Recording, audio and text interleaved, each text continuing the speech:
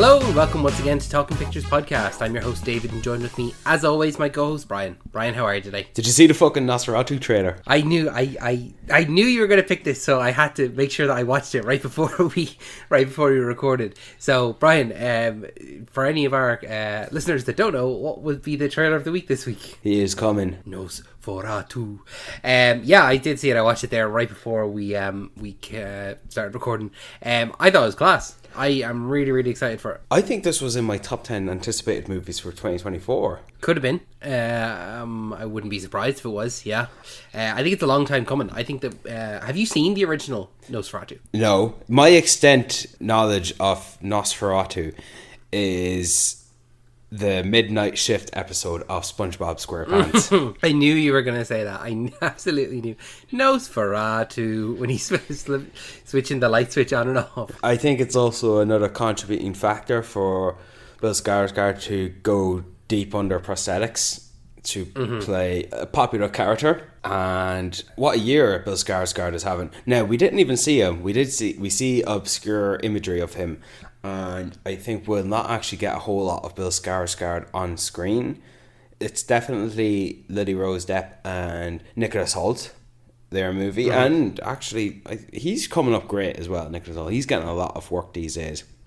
And it's also starring Emory Cohen, who you'll know from Deadpool and Wolverine, but I know her from the 4th season of The Crown, playing Diana. And Aaron Taylor Johnson's in it as well. And of course, our favourite, Ralph Ineson from First Omen, who's now playing the voicing Galactus in the upcoming Fantastic Four, and a crazed vampire, possibly Van Helsing, in that of Willem Dafoe, who is also having a great set of few years.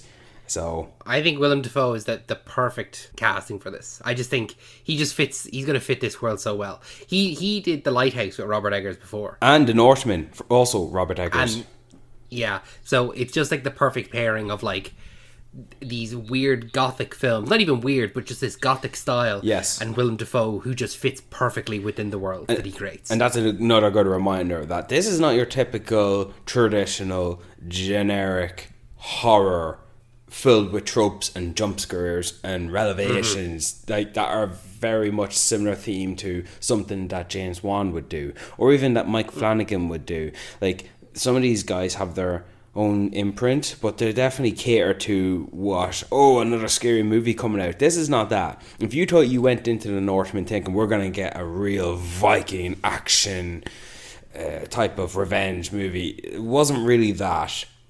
At least not in the traditional sense. It was not easily digestible for a wide range of general audience to go in to watch The Northman. I wouldn't be surprised if people would watch The Northman and feel disappointed in it. It felt maybe too folklore and fairy tale and not easily digestible for action seekers, you know. So definitely going into Nosferatu, it's not gonna. I think of it first as a gothic folk tale before a horror or a scary movie. You know, it's too elevated for that. So I like the trailer, and definitely I think mark my words, it could possibly be our first review of 2025, because we're getting it in Christmas, but we may not have seen it in time and record it before the end of 2024. So we'll cross that bridge when we get there. But it's one that we're both definitely looking forward to. I think it's high time that we have Nosferatu for this generation. Yes. Because it's if you don't know, Nosferatu is one of the earliest films. Like, it's the 1920s, you know, like it's over 100 years old now at this point. And also Robert Eggers has been trying to make this movie for quite a while, and actually came to a point during the release of The Northman that he actually might not get to do it. Like that, I don't know why, what was stopping him, if it was rights or financial issues, but suddenly he just was able to get it greenlit. And I think Anya Taylor-Joy was originally confirmed, but she couldn't commit. And cool, just get Johnny Depp's daughter in, and I'll look forward to that. There you go. So it's, for anyone that didn't know, the original Nosferatu came out in 1922, so it's 102 years old. And then it was actually remade in 1979, so the remake is 40 years old. So it's about time that we've had kind of this generation's Nosferatu, and just what looks to be a great vampire film. So both really, really looking forward to that. Funny, I haven't seen the original, nor have I seen the remake. I would think that this Nosferatu from Robert Eggers would just be an adaptation of the folk tale of the Nosferatu ideology, as opposed to it being a remake of the original. I agree. Yeah, that's how I would see it as well. That it's going to be an adaptation of the tale, Nosferatu, the tale, the actual Bram Stoker's Dracula. Yes. You know, the tale, the folklore tale. But enough about a film that's coming out not until Christmas. We're here to talk about our main feature of the episode, which is The Bikeriders, the new film from Jeff Nichols, starring Jodie Comer, Austin Butler, and Tom Hardy. And a great supporting cast. We'll talk through them as they go, but it's a star-studded cast, I'd have to say. And I don't know about you, I was quite surprised in who I felt was the main characters, because by all the marketing, I genuinely thought that Austin Butler was going to be the main character, but after watching it, I was like, I really feel that Austin Butler was the strong third in this. Yeah, I have a few things to say about this movie. I watched the first trailer for this movie, and Jodie Comer's character was narrating it. And, you know, you would think she's the angel on Austin Butler's shoulder, Tom Hardy's the devil on his shoulder. And it was that in a ways, but it was essentially an untraditional love triangle for Comer and Hardy to nab Butler, to pull them towards to themselves, because she loves him, she married him, and he wants him to be the future of his club. And I'm going to be honest, did not see the appeal. Yeah, he can smoulder coolly, and he's Austin Butler, you know. Elvis, go figure. But I didn't see the appeal. I can maybe see why she fell in love with him. But just because his love for riding is inspiring for one to take over your club, but what else did he actually contribute to make himself a good leader? Because I didn't see what Tom Hardy saw in Austin Butler in this movie to take over the club, other than just a devoted lover of the world, of the biker world. And this is one of the earliest, if not the earliest, motorcycle club. And I feel I have additional knowledge of what the biking club world would be, because I've watched Sons of Anarchy, and by extension Mayans. So I'm familiar with it, and I did feel at times, wow, this movie would have lended itself to a TV show or a limited series, because there are some elements that, you know, when they expanded the club after a time jump, they start talking about all these newcomers and all these kids. They don't know how to follow orders, and they're not one of the OGs, and we don't see that really. We don't see the expansion. We don't see all the new faces in that of youngsters. We see new faces that were not there from the start, but still, like, you're telling us that rather than showing us it. And you're talking about all these expansions taking place, because, you know, they're based in Chicago, but they're talking about expansions in California and somewhere else. I forget. I think it starts with Milwaukee. Yeah. So I thought before you go any further, do you not think that maybe I agree with where you're coming from, but I'm going to play devil's advocate in that I didn't see really what made Austin Butler the go-to pick for Tom Hardy's character. Why would he pick him as the leader? But do you think it was as simple as that Austin Butler, he just really loved bikes, and that's kind of what Tom Hardy's character at the core of it wanted? Just someone that had a love for the bikes, because that's what he started. That's why he started the club. You know, he was inspired by Brando and just seeing that kind of cool persona and someone that was interested in motorcycles. Like, don't forget that the club started as a racing club, and then it slowly became the biker club, where the whole kind of culture around bikes grew. So do you think it was that simple for Johnny, like that he just wanted someone that had a respect for bikes and biking culture to take over? Because it seems like the crime and stuff was secondary. You know, any of the crimes that took place seemed to be very much in service of the club and not in service of the people. And when the youngsters took over, that's when, much later in the film, they said that's when they started like drug running, and that's when they started like just flat out killing people and prostitution, all that stuff. Whereas with Johnny in charge, the most that they did was, well, from my memory, the most they did was burn down the bar, but it was because one of their own, Austin Butler, was attacked in it. So I'm just curious if you think maybe that was the reason why Tom Hardy was so infatuated with Austin Butler taking over, because it was just a simple love for biking and biking culture. I think Austin Butler did not display any capabilities of leadership, and I know this, you know, contributed to his character arc, but he was very much unemotional. He was one note. He was reserved. And yes, I said I've accommodated that it does contribute to his character arc in the end, but to take over the club, and yes, it's not something he wanted, and he committed to not wanting that by abandoning not just the club but also his wife. And I thought that to take over the club as a club, not to take over as a club that commits crime, I just didn't feel it. And I thought that, yeah, you know, that's just I just didn't feel it. I had something much more clever that would lend to me improving my vocabulary, but I forgot. Well, if it comes back to you, let us know. We'll come back to it. But yes, I thought that, why him? You know, because he's just a cool dude, you know? And yeah. I can't see anyone else who would have took over the club. And, you know, Tom Hardy, he didn't look like he was aged that much. You know, he didn't seem ready to retire.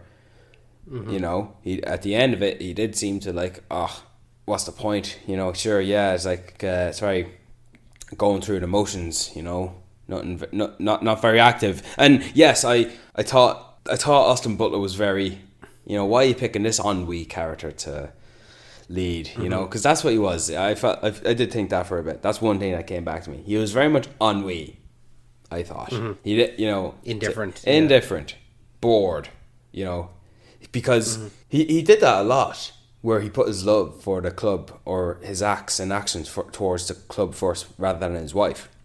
And that was the problem she had, right? That, you know, not only she didn't really want him to ride at a certain point, she wanted him to leave the club. And, you know, that's a no-no for him. So much to the point that he did leave her in the end. You know, he just didn't want to be he didn't want to be the object of tug of war between them two. So, you know, I did think he was a bit of a coward at times, where he just left. He left his wife and he abandoned her. And that's where I think maybe Tom Hardy should have been the one she fell in love with. Nah.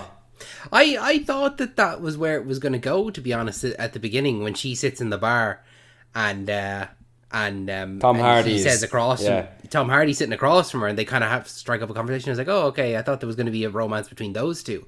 But then, obviously, Austin Butler comes into the picture, and that's where it is, and he's the classic cool guy. He even has that shot where he's standing at the pool table, you know, with his arms on the pool table, smoldering. Just, I was like, oh, okay, this seems a bit. But then they have the shots at the end, you know, the photographs that your man takes, and that actually is one of them. And I'm like, okay, fair enough. But in this context, it does very much just look like hot guy Austin Butler smoldering for the camera as we're introduced to the character.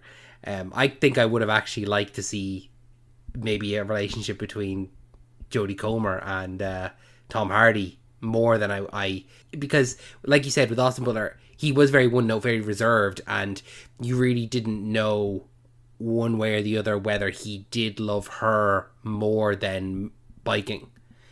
But you didn't even know much about him. No, not at all. Like, even the when she says, when her boyfriend or her husband leaves at the very start, and he comes up to the door after sitting there for, you know, the full day, and he comes up to the door, and then she just pretty much says, and then we were married 5 weeks later, and you're like, all right, okay, we're not going to see any of that kind of build up or courting or anything like that. I don't know about you, but it actually kind of reminded me of Goodfellas. Do you know? Yeah, Henry Hill's wife. You didn't even need to say that. This is 110,000% going to be compared to Goodfellas. And I especially with her accent, the way she was speaking, yeah, the way that she was like, 5 weeks later we were married, what can I say? Yeah. You know, and Henry Hill's wife is exactly the same. As like, you know, he handed me a gun, most girls would turn and run, but I gotta admit it kind of turned me on, you know, like, just very much.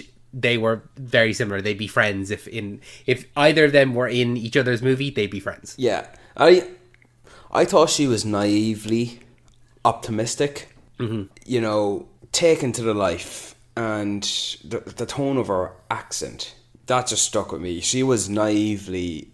She wasn't naive as a person, but she was just.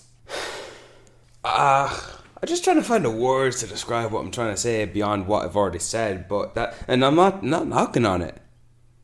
This movie exactly is what it is, and it's both limited and elevated by what it is in the end. Limited that we don't see the build up of their relationship to the point where they marry. We just snap to it and they're married, and you know that can be a constructive factor of how you're telling this story.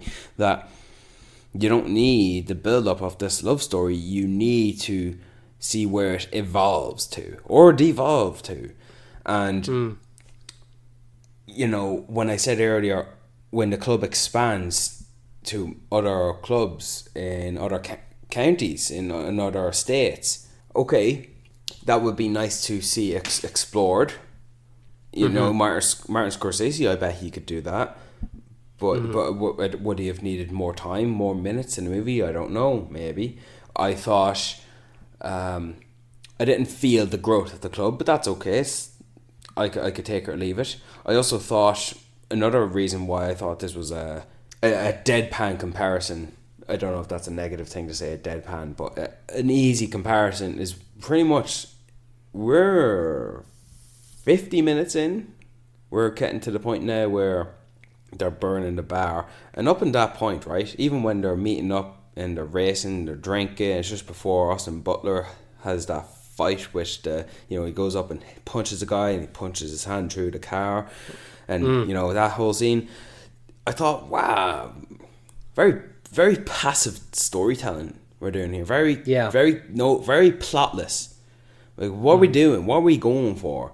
Because we're going to the point of where they evolve to the point where the police are scared of them. They can do whatever the hell they want. We know that's coming. We know that's what's the eventual outcome of these clubs, you know, resorting to crime and drug smuggling and prostitution. But we're taking our time to get to that, and that's not necessarily a bad thing. But I was definitely unsure where we were going. And the most I took out of, I'm enjoying these characters and I'm enjoying watching these actors play these characters, you know? Yeah, I agree with you wholeheartedly there, that very much the kind of first half of this film almost kind of seems directionless, because you're very much just experiencing what the culture is like and what these guys are going through day to day and how the club is, and you're more getting to know them as people as opposed to any particular plot that's coming at them, like, oh yeah, we're like in another film about bikers, like they're planning a job the entire time and it's going to be a heist and the bikes are the main part, or they're building the empire or anything like that. But throughout the film it is very much just kind of a day by day thing, and oh look, here we're doing a picnic, and this is what a picnic is, and oh, someone's going to challenge Tom Hardy's character, and this is what happens when he challenges him, and these are the rules that were set up, and stuff like that. And you're just kind of going and what happens when we bump into another gang, and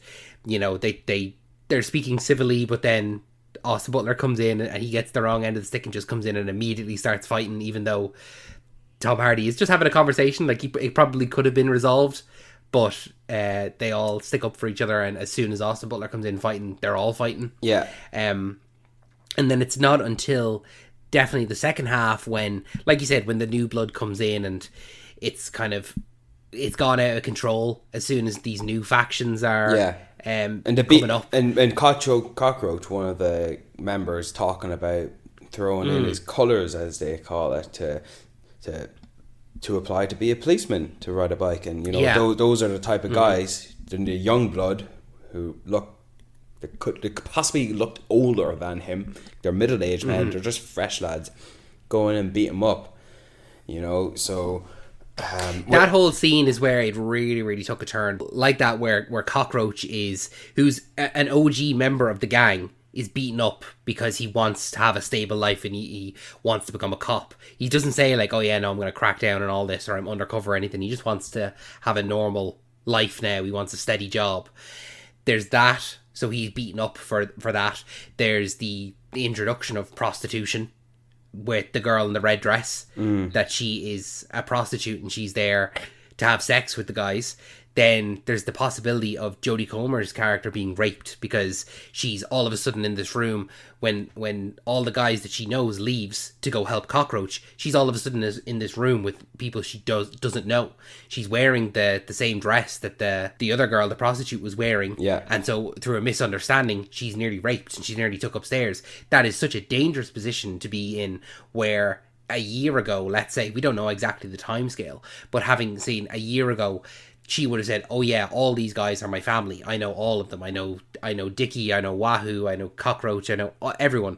But then all of a sudden she's in this room where it's like, oh fuck, I don't know anyone here.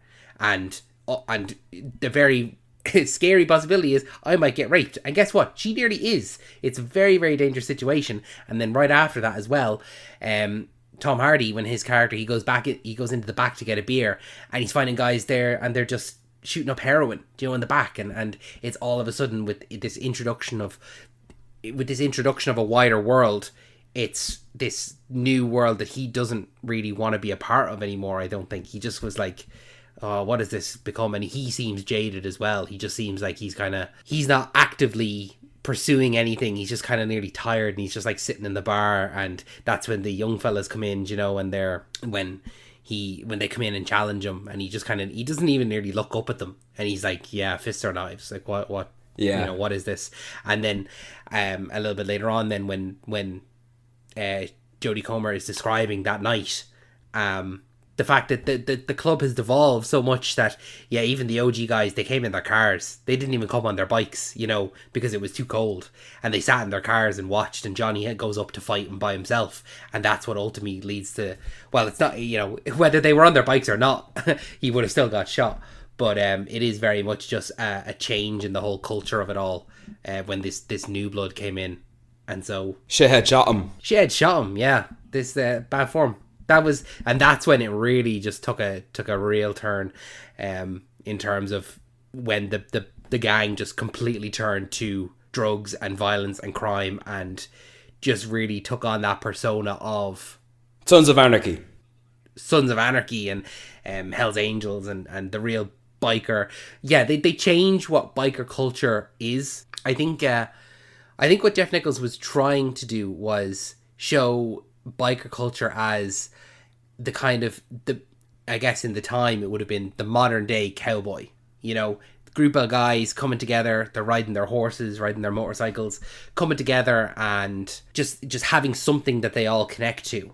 Whereas now when you think of that biker culture, you do think of the big grizzly guys and guys you don't want to mess with, and they're probably doing something illegal. And it's something that this new blood that came in changed the way that we see biker culture. I don't know what to think. Is it time for flashbacks? Yeah, we jump into some flashbacks now. Sorry, I know I went on a little bit of a rant there, but we jump into some flashbacks now. If Laura would play that jingle for us.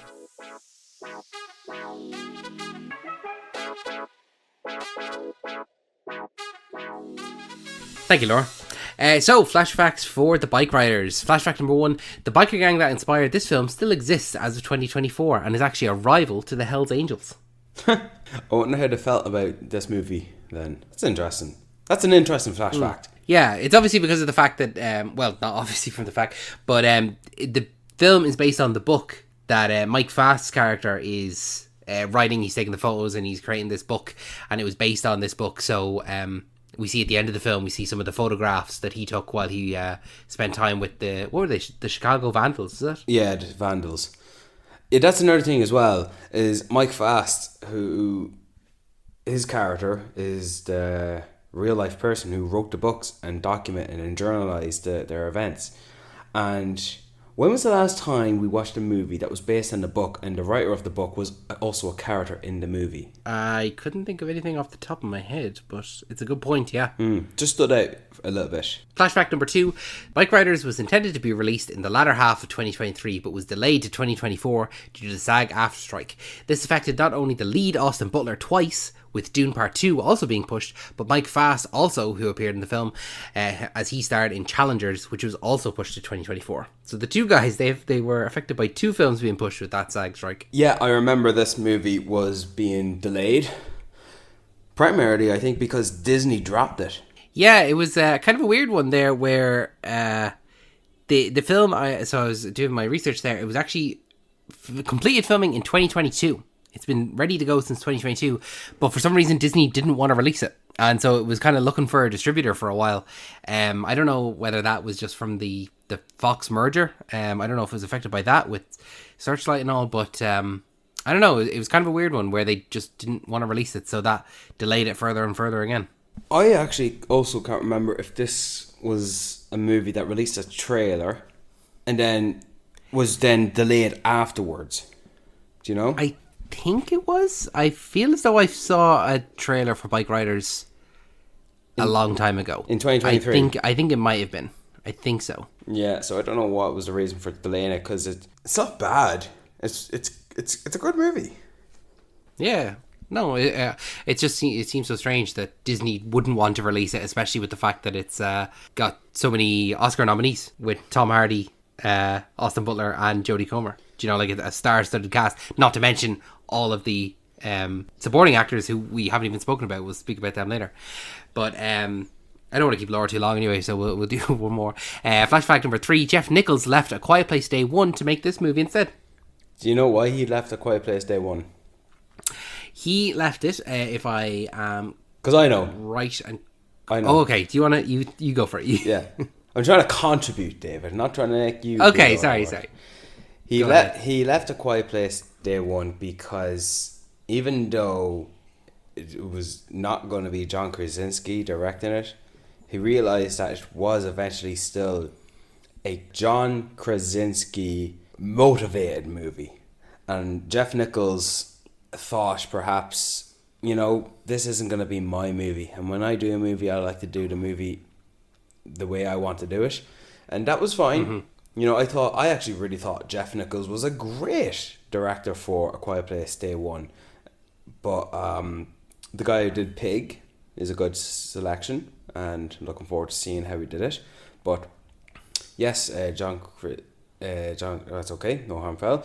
Jeff Nichols, whom is a director I actually really like, went on to do the Bikeriders, and that seems like a real natural fit because Jeff Nichols, he did Midnight Run, which I think is his best movie. He did another movie called Loving, and what else did he do that I'm forgetting? Sorry, not Midnight Run, Midnight Special. Shit. I'm thinking of that Robert De Niro movie. Midnight Special is great. I think it's his best movie. Mm-hmm. And he did Take Shelter. He did Mud, Bikeriders, Midnight Special, Loving, Shotgun Stories, and Long Way Back Home. Yeah, Mud is another movie. Matthew McConaughey. We can talk about this when we talk about the cast, but Jeff Nichols, I think he could be a director who, if some of his movies were just a little bit, I don't know, more in my vein, he could be one of my favourite directors, because I do pay attention to Jeff Nichols quite a lot. I suppose I just wasn't a huge fan of Loving because I didn't dig it as much as I did Midnight Special, because Midnight Special is my favourite of his. Did you see Midnight Special? I did, yeah. I don't think I was too hot on it, but I still enjoyed it. Yeah, so definitely was a good one. And this is right up his alley, this type of movie. And that brings it into our flashback section. Laura, play us out of here.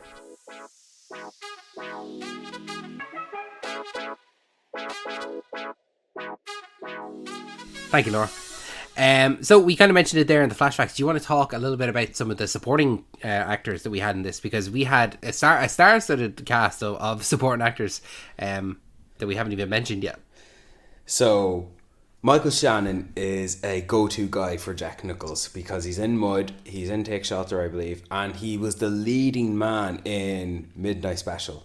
If I am correct in my research with flashbacks, this was his 6th collaboration with Jeff Nichols. And he's just a supporting character, you know, very much an unattractive. He's not handsome. He's a very grizzled veteran, you know. That little funny scene he had with Mike Faist where he's talking about talking about his brother, that if you don't quit college, I'm gonna kick the shit out of you. And then he talks to the photographer and says, "Oh, what do you do or what do you learn?" "Oh, I learned photography in college." And he smiled. He didn't. He wasn't dumbfounded or he wasn't embarrassed. He smiled. Michael Shannon's character did. I really liked him. He was such a tragic character. Yeah. I thought his story about not being able to go to the army, the fact that he was drunk and he passed all the tests, and then he's literally told, like, yeah, we don't want you. Yeah. Even though you're good enough for it, we don't want you. I thought that was so sad. That's what made him being part of the Vandals even better. It was like, because he found people that wanted him, you know, that didn't ask him to change, didn't want him to be any different, but were happy to have him when literally the army, the only thing he wanted to do, didn't want anything to do with him. He's a good profile character to fit right in the likes of Sons of Anarchy or something like that. He was a great character. I liked him. You know, I was actually when that scene was happening with Jodie Comer when she was alone and possibly about to be raped, she was going to be raped in that scene.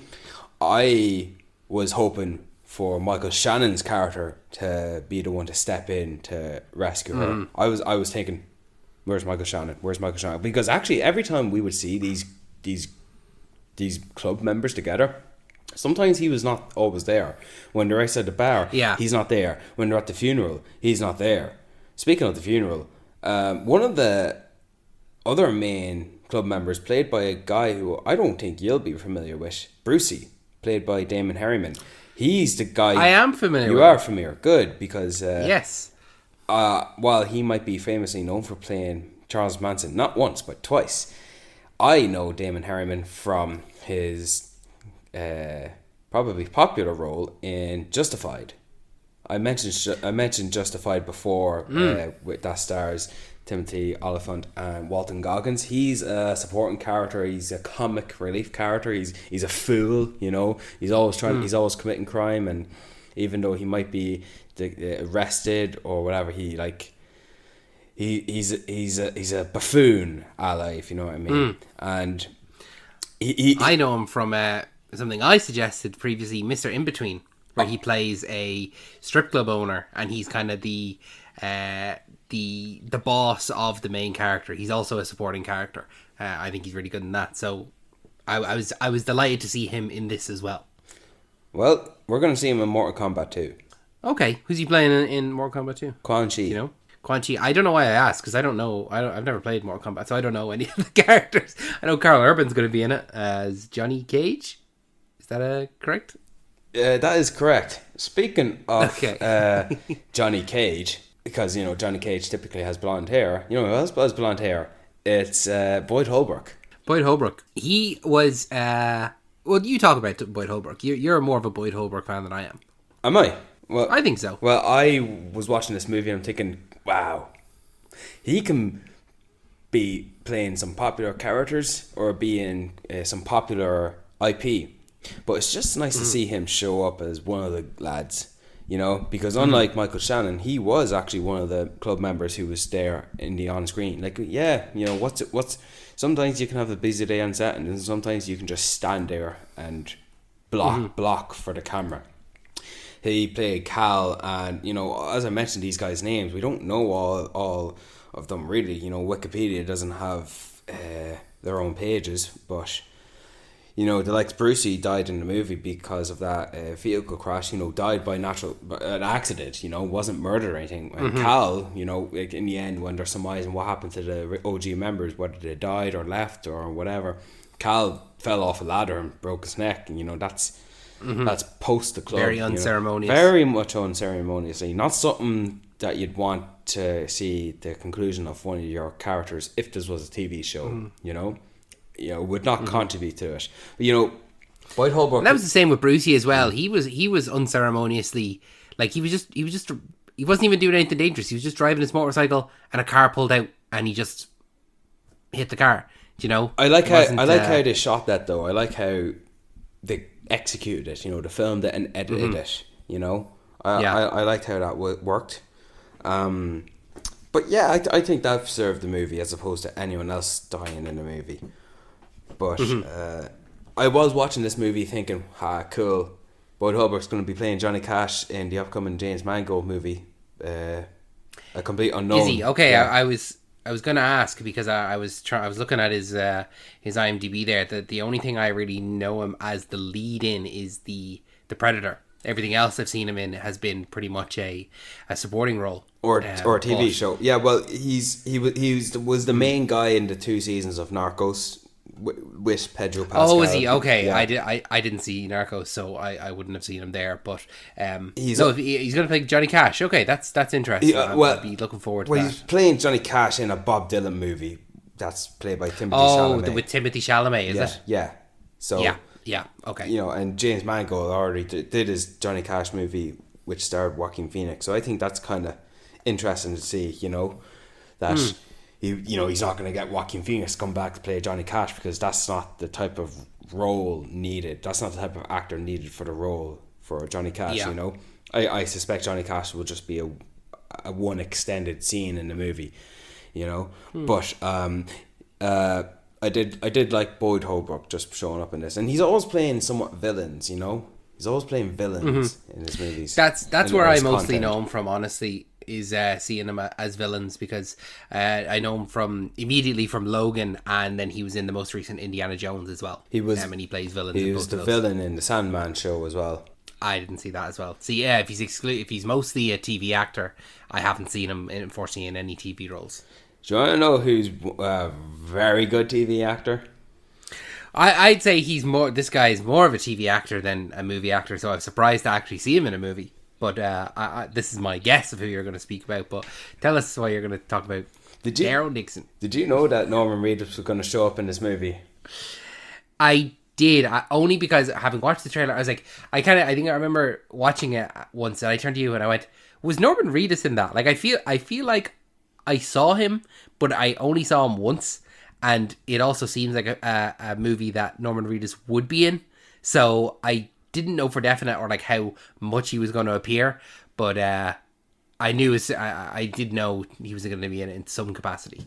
He was filming the Daryl Dixon Walking Dead show during this movie's filming in 2022 apparently, and he met Jeff Nichols somewhere. I don't know where it was, but he says, "Hey, I got this movie, and maybe you could play this character."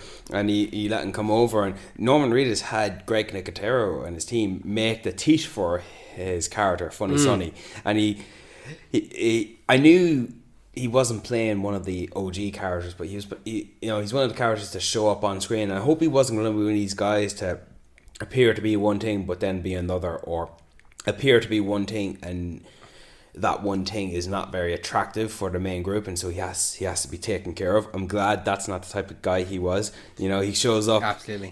Hey, I like you guys. Are you the man I'm supposed to talk to? And I was actually here to kick the shit out of Boyd Holbrook character, but no, I'm not going to do that because I like you guys. And he joins up with them, and I like that. I love that. Yeah. I thought that whole scene was really leading to.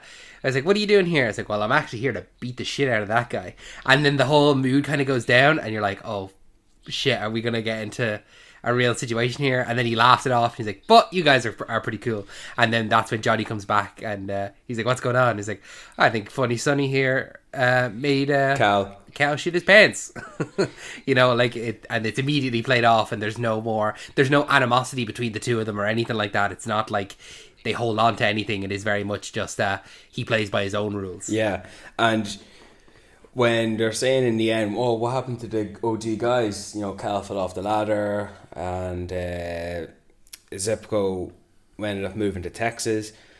Funny Sonny is the guy on his motorbike outside the theater, revving his engine, trying to motivate bystanders to go in and watch Easy Rider. Yeah, that's definitely something he would do.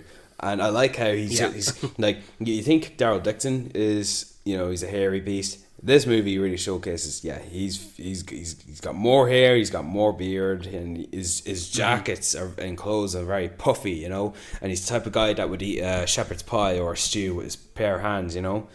Yeah. Daryl Dixon only looks like that because he doesn't have a choice, whereas I think Funny Sonny absolutely doesn't have the choice, or he makes the choice, you know, no, I'm not going to shave, I'm not going to shower, I'm not going to do my hair, whereas Daryl Dixon, I have no choice. This is how I have to look, you know. Whereas Sonny, I'm going to go out of my way to look like this. Did you like him in this? Did you think he was good in this movie, in this role? I did. I liked seeing him as a character who smiles and has a bit of fun, because Daryl is very serious, and that's how I know him, you know, as Daryl Dixon. So seeing him as just a different character, even if it's in a similar vein, just seeing him laugh and have a bit of fun and joking around with people was just a bit of a breath of fresh air. It's like, you can do more. You know, I'm glad to see that you're not always sour and dour. I'm looking forward to him in the upcoming Ballerina movie. And he's also, hopefully, he did these two movies with Sean Patrick Flannery called The Boondock Saints. And forever, you know, as long as there has been no fourth Riddick movie, there's been no third Boondock Saints movie. And I think the guys behind the John Wick films and the Nobody films and whatnot are probably going to try and spearhead a Boondock Saints 3 with Norman Reedus and Sean Patrick Flannery. So hopefully, you know, hopefully that will come too. But enough on that. I really enjoyed the supporting cast in this.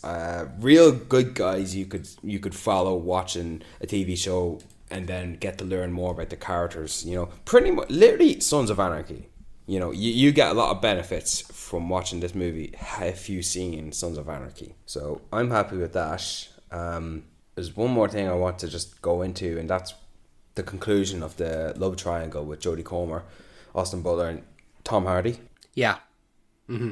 It seemed like it was very much, I think, what you said earlier, I really liked, where it was like a tug of war between the two, of how they wanted Austin Butler's character to be, but Austin Butler didn't want to be in that on either side. He didn't want to be the leader, and he didn't want to give up being a biker.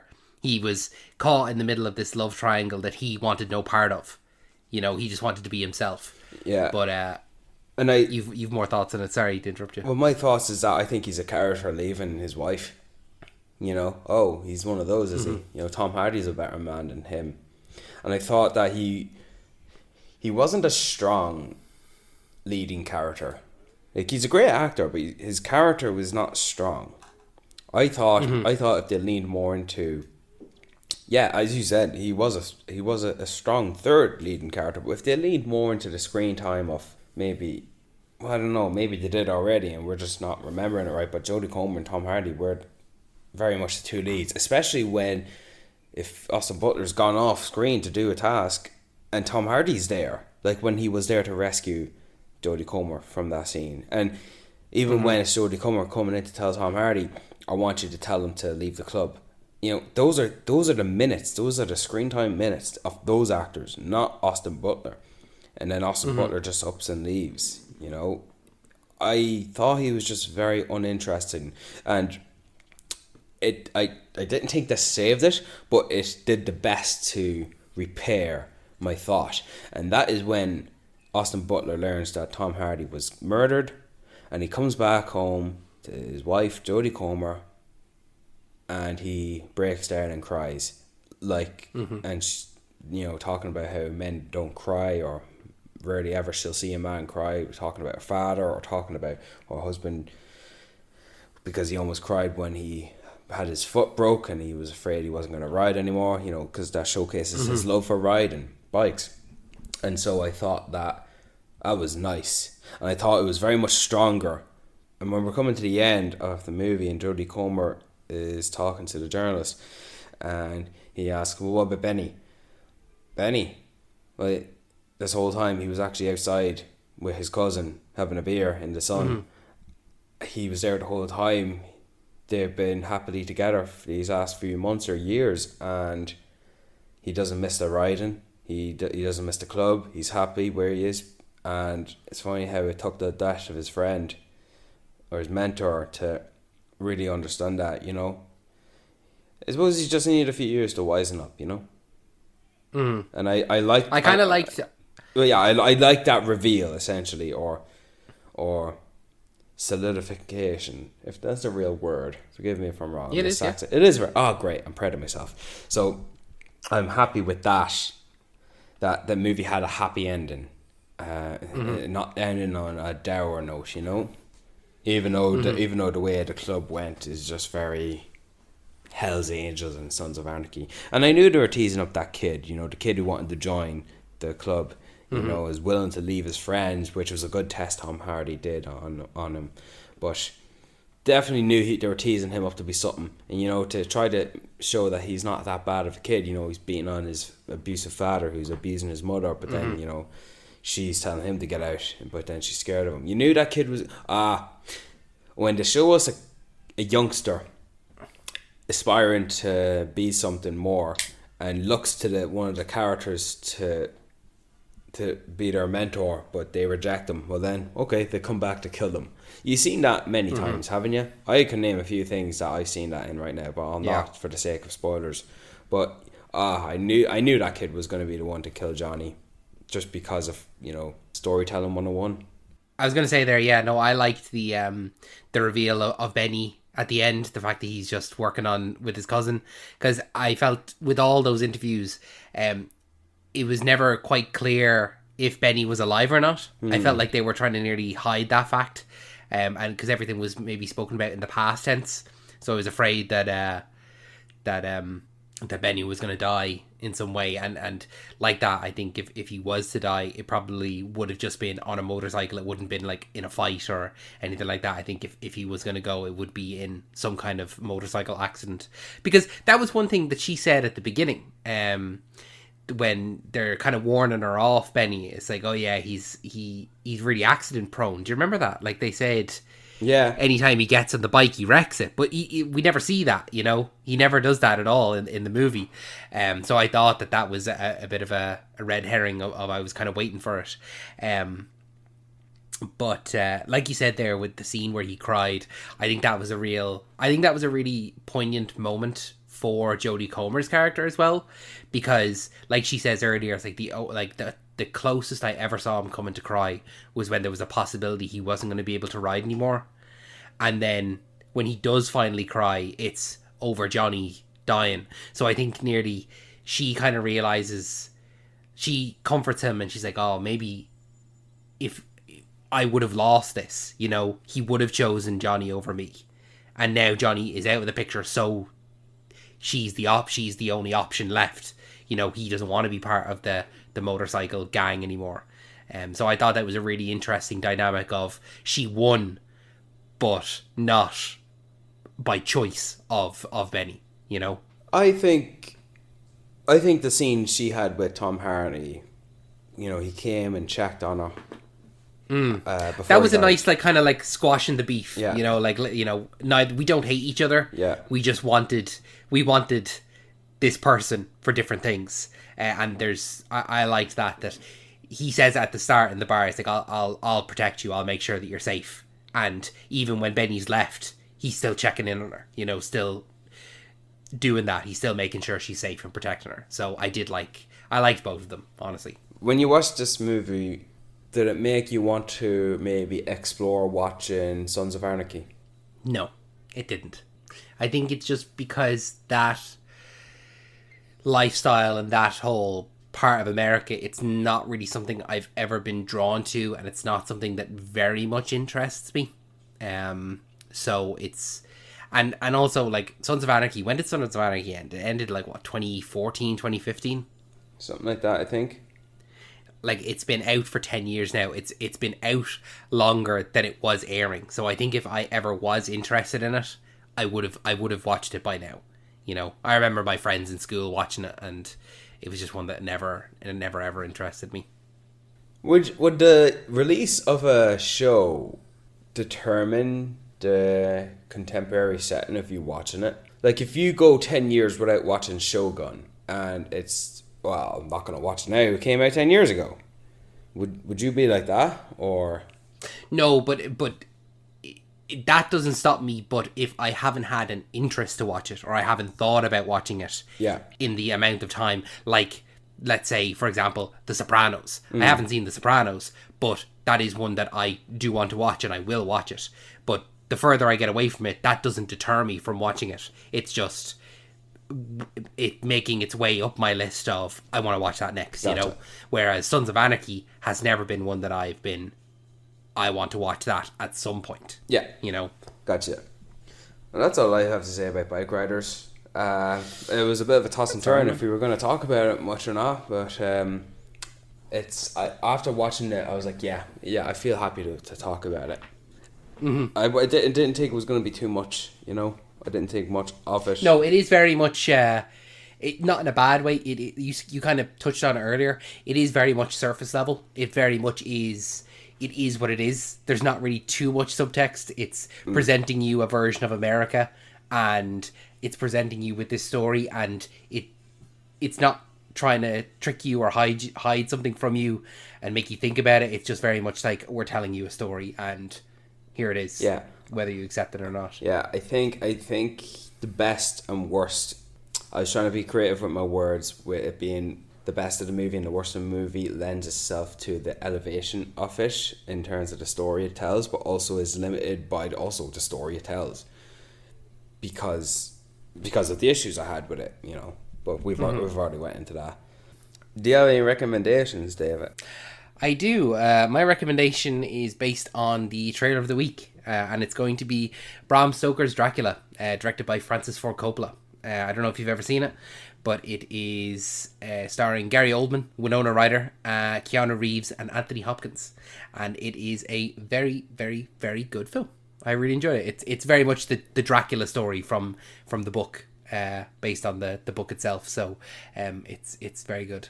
I listened to a YouTuber who reviewed the movie, and I can't say that he spoiled it, but it did make me realise that the story of Dracula, however it may be presented to us by character description, character looks, the actor playing the character, and the story, the telling of the character. Because I suppose in general, it's always the same. You could put together 5 different movies that have Dracula in it as the villain or as the main character, and you could think of a way that this is the same character, just different versions of it, you know? Like Dracula in The Voyage of the... What was that movie? That's it. Because that's Dracula before his time as Bram Stoker's Dracula, you know what I mean? Yeah. And then where does the story of Dracula end? Does he get killed in the end, or does he persevere? What's he doing? And that's where I don't know if Nosferatu is considered Dracula, or well, I do recall Nosferatu, the original, being he's Count Orlok.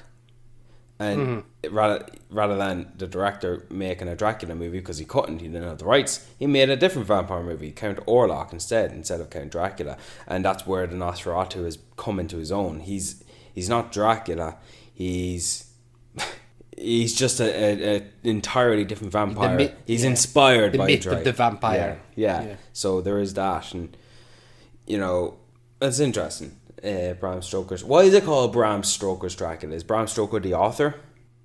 He's the author, yeah. So it's very much just like a faithful adaptation of the book. You know, like how there's a version of Mary Shelley's Frankenstein. You know, it's putting the author first. Right. Okay. What about you? You got a recommendation for us? Sure do. In light of the casting announcement of the upcoming TV show, whenever we get, I think people should go check out the Blade Runner 2049 just to get familiarized with the potential vibe of what the show will be. Because when I heard, finally the Blade Runner 2099 Amazon TV show is finally underway. Originally supposed to be filmed in Belfast. Something went wrong, and now it's filming in, I think, Prague. Michelle Yeoh was confirmed a while ago. But when Hunter Schafer was confirmed to be the cast, that immediately spiked up the interest to a level that I didn't think I would be. I'm really looking forward to what this show could be. I think a show in the world of Blade Runner, whether it's on world or off world, whether you're following a replicant or a Blade Runner or a human in the world, however you decide to do it, I think it could work. And I think I'm just assuming Hunter Schafer is going to play a replicant, and I dig that so much. I can't believe that she's going to be a screen commander soon enough. So I think in preparation of that, I think Blade Runner 2049 should be watched in anticipation of Blade Runner 2099, because I'm assuming it's going to be set that many years afterwards, because the Blade Runner between the first one and the 2049 was the same amount of years. And it's a cool title, 2099. Absolutely. I think 2049 it's funny, it's one of those sequels that is better than the original, but it's one of those sequels where I really actually don't like the first one, but I love the second one. And I don't know if there's many films that are like that, but that is one that's up there for me. So I'd highly recommend it as well. And it's Ryan Gosling. Come on. Yeah. It's Denis Villeneuve. Come on. Hey, it's Jared Leto, man. Come on. Yeah, it's Anna de Armas as well. Come on. I thought you were gonna. I thought you were gonna shout back at me. You were overly fond with Jared Leto, because I don't think you are in a general sense. I'm not gonna talk negatively about the guy. I don't know. All right, fair enough. Would I choose to cast him in a film? No, but I'm not gonna diss the guy. I'm looking forward to Tron Ares, but that's a story for another day. Thank you, Brian, for joining me for this episode of Talking Pictures Podcast, and thank you, listener, for listening all the way through. If you haven't already, make sure to subscribe to us on your podcasting app of choice. We're available on all podcasting apps, including YouTube, with new episodes every single Wednesday, as well as a bonus episode every other weekend. So make sure that you are checking your feed for those. Make sure that you are subscribed. Make sure you're following us on social media. We're on Facebook, we're on Instagram, we're on Twitter, we're on TikTok. We're absolutely everywhere you could think of us. So to never miss any new episodes, make sure that you are subscribed to us there. And if you have any suggestions yourself on bonus episodes, make sure to send them in to talkingpicturespodcast1@gmail.com. Make sure to give us 5 stars and leave a little review if you can. Make sure to let people know that you enjoy the show, because it helps us and it costs you nothing. Brian, any final words before I let these people go? Seriously, if you don't send us in any topics to discuss, we're just going to keep picking them ourselves, and we are not running short. We are not running low on ideas to talk about. We're just going to keep popping them out if you don't send us any suggestions. So they're going to be biased topics. That's what they're going to be. So it's your fault. You're to blame. Me? You listening right now. You're to blame. Yeah. No, the person listening, they're to blame. Yeah.